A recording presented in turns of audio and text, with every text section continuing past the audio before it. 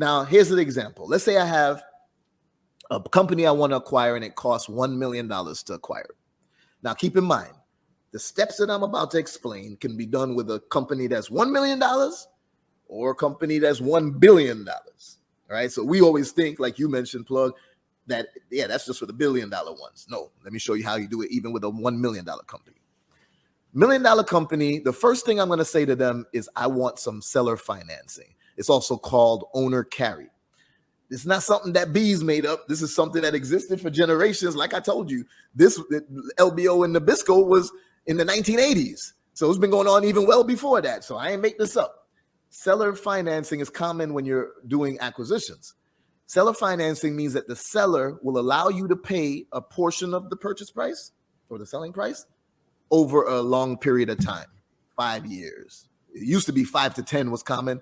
I see a lot of retirees asking for 3 to 5 now because they're like, I don't know if I'm gonna still be here that long. I want that money, yeah. You know? So 3 to 5, cool. So 5 years. And what's the average amount that somebody would give? I often get no lower than 50%. I don't go for deals if they won't give me 50%. Do people tell me, hey, no, I'm not going to give you no seller financing? Sure. And what do I say? All right, no problem. I see you in 6 months when you haven't sold your business yet. And then you're more of a motivated seller because there ain't enough people buying businesses. So seller financing, let's say I get 60% in this example.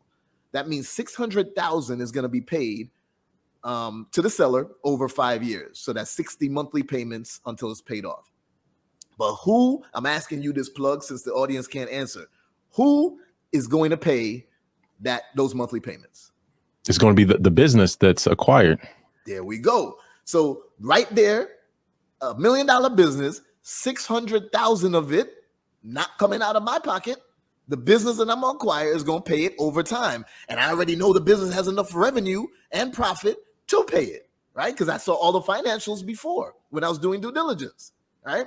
So, okay, you say, Bees, that's cool and all, but that's still 400,000 left. Where are you going to get that from? That's going to come out your pocket? No, it's not. Because what we're doing is we're stacking the deal. We stacked it with the first thing, seller financing, took care of 60%. Let's say I do another concept called, well, since we on Plug's channel, right?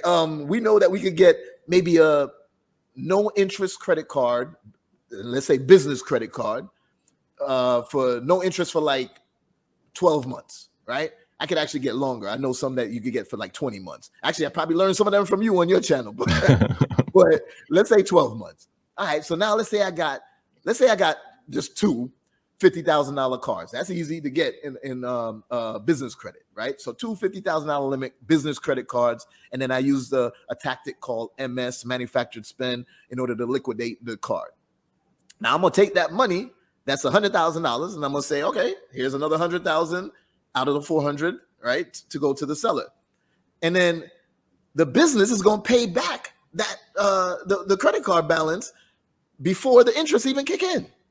So now that was free money for me to add towards this. Another concept I might use, because now we've covered 700,000 and we still got 300,000 left. Another concept I use a lot is called DDP, deferred down payment. Now you got to justify why you're asking for DDP, but you could do it. So DDP says, not as long as seller financing, but I'm going to pay you the remaining 300,000 over 30 days or 60 days or 90 days. All three are typically the most common. Sometimes I've seen as much as 180 days, but 30 to 60 to 90. Okay, cool. Now you may say, yeah, but Bees, I still got to come up with that money in 60 days. Well, let's say I take over the business on day one, because with DDP, that means I get the business and I'm paying you later for that balance that's left. I take over the business on day one. Day two, I might go to a fintech bank institution, and because I learned about that on Credit Plug's channel. And the Credit Plug tells you all types of fintechs that you could go to. And then I'm going to say, okay, with this fintech institution, I'll ask for a revenue-based financing loan. Revenue-based financing loan is not based on your credit. It's not based on the business credit. It's only based on the revenue that has been in the business for the last however months, 3 months, 6 months, whatever. So they're going to look at the bank accounts. They're going to say, oh, I see you've been running 400,000 a month through this business, or 200,000 a month through this business. I'm not talking about profit. I'm just talking about money being run Revenue. through it, the revenue. Okay, cool. We'll give you $200,000 and we'll take out 5, 10, 15, 20%. You choose the amount out of every transaction after that until it's paid off. Right. So again, we already know who's paying that off. That's not me. Again, it's not coming out of my pocket. It's coming from the business. So we got 600,000 from seller financing. We got 100,000 from the credit cards that we MS, the business cards. Then we just did another, what did I say, 200,000 that they were going to give?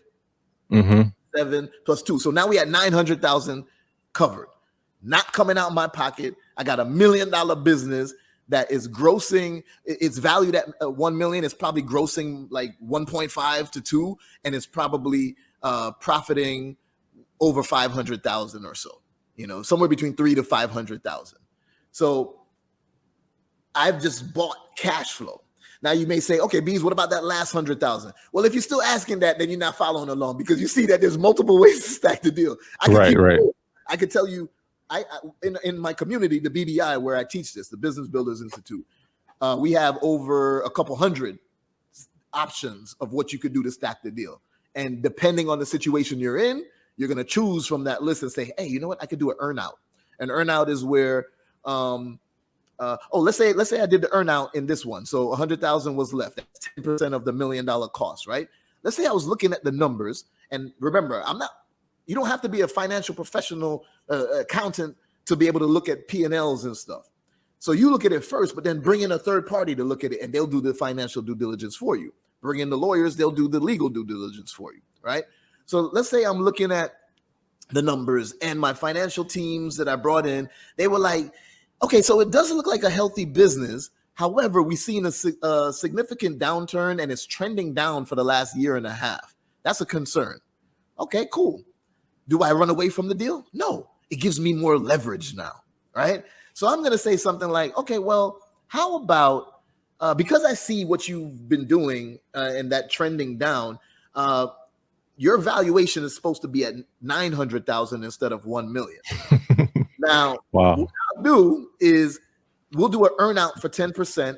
So in 12 months, if we meet these performance metrics, then you get that 10% also at that valuation of 1 million. If you don't meet those performance metrics, you're getting it at the true valuation of 900,000, because that's what you should be at. Now, interesting. A $1 million business. And I've only told you a couple of things to stack the deal with. And I told you we have a couple hundred that you could choose from. Wow. Yeah, that right. The last one right there, I've never heard of that. That's interesting. So it's basically like, okay, you basically use some of the information that's gleaned from like the P&L or some of the other KPIs to negotiate the valuation, right? So that's pretty interesting.